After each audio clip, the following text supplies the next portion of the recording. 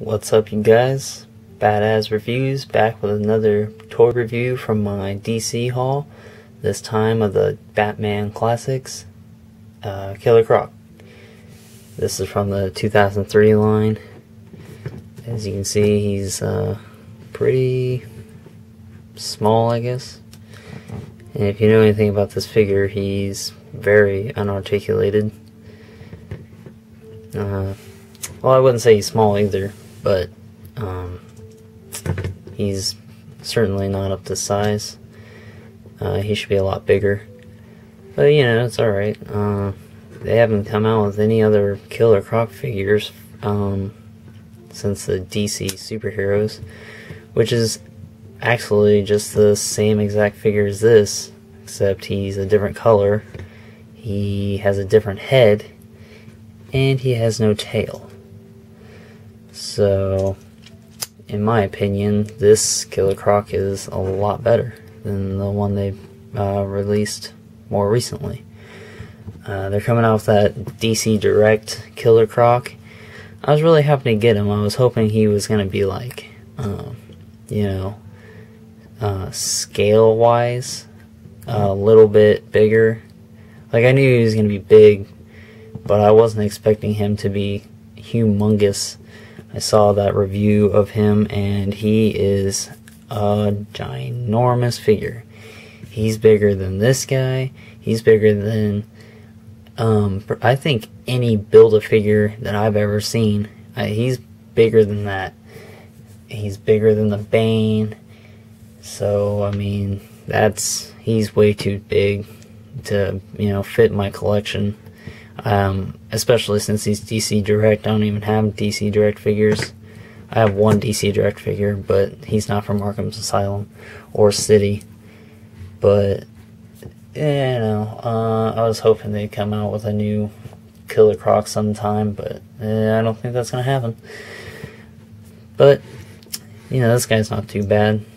You can't really do anything with him, though. He's basically just a DC Direct figure himself. He's more of a statue than anything, because he can't really do anything. He's got nice detailing on him, I'll give him that. Certainly looks like a giant crocodile.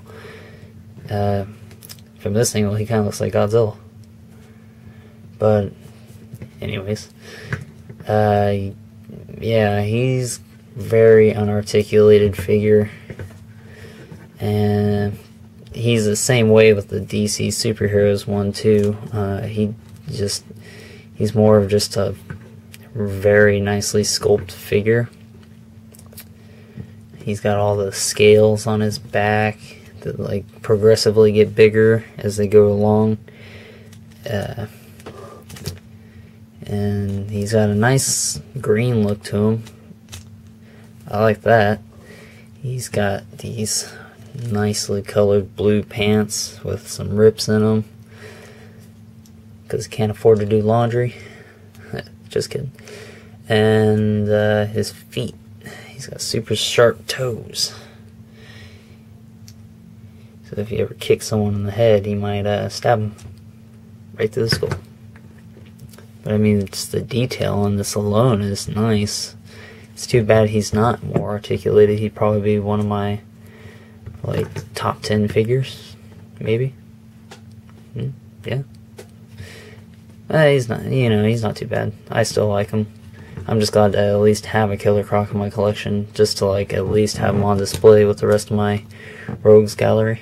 But you know, Mattel, they don't really come out with a whole lot of cool Batman figures, and then you know, they have to make their own separate line just for Batman toys. But you know, I don't care. I like Batman, and they came out with a Batman Legacy line. That's awesome. I bought every figure from that line so far. Maybe not retail, because I haven't seen a Harley Quinn figure retail,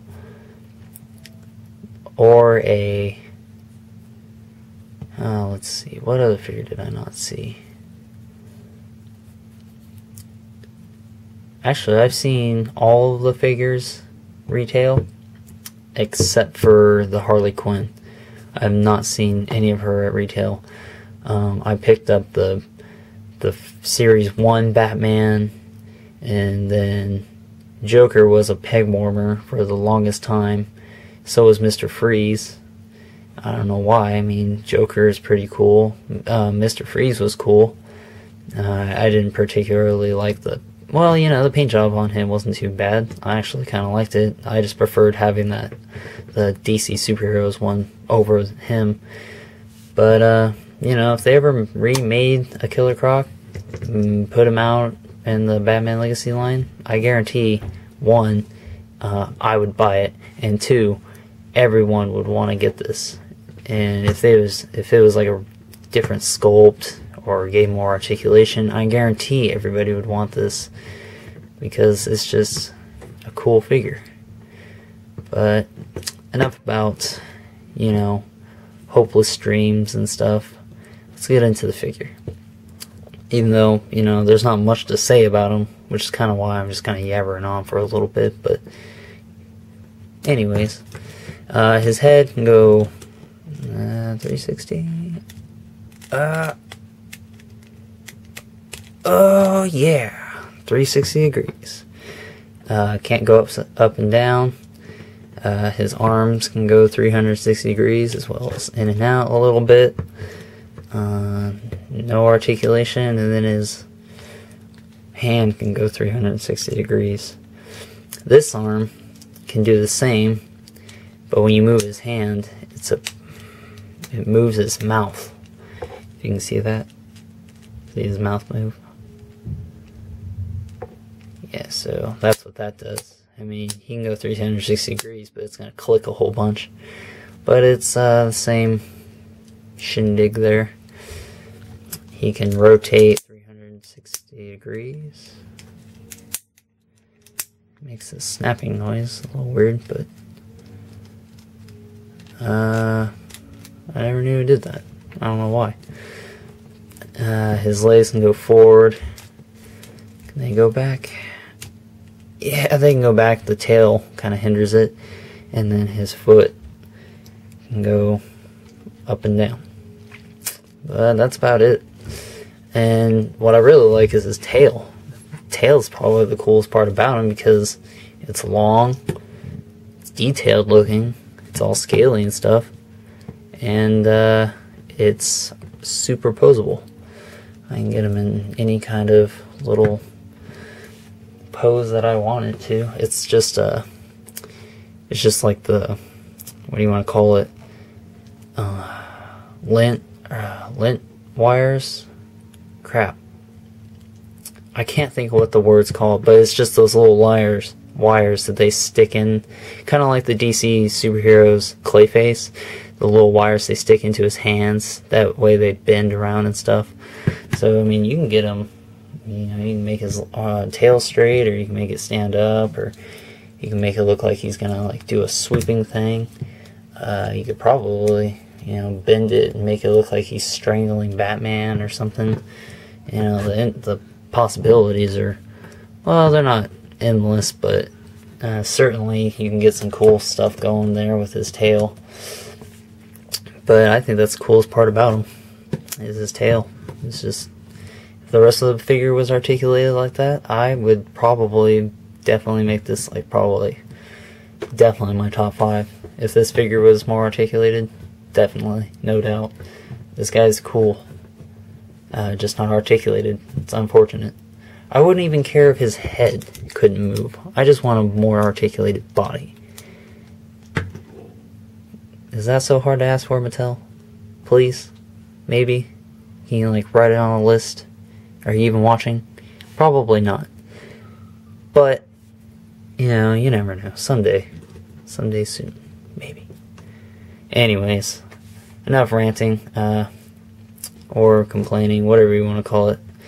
I give this guy, I'm going to have to say, I'll say a 6. I really like him. I like having him in my collection. He's got some nice detailing.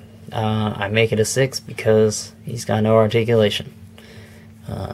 You know, if he had articulation, I'd give this guy a 10 out of 10. But he doesn't. So,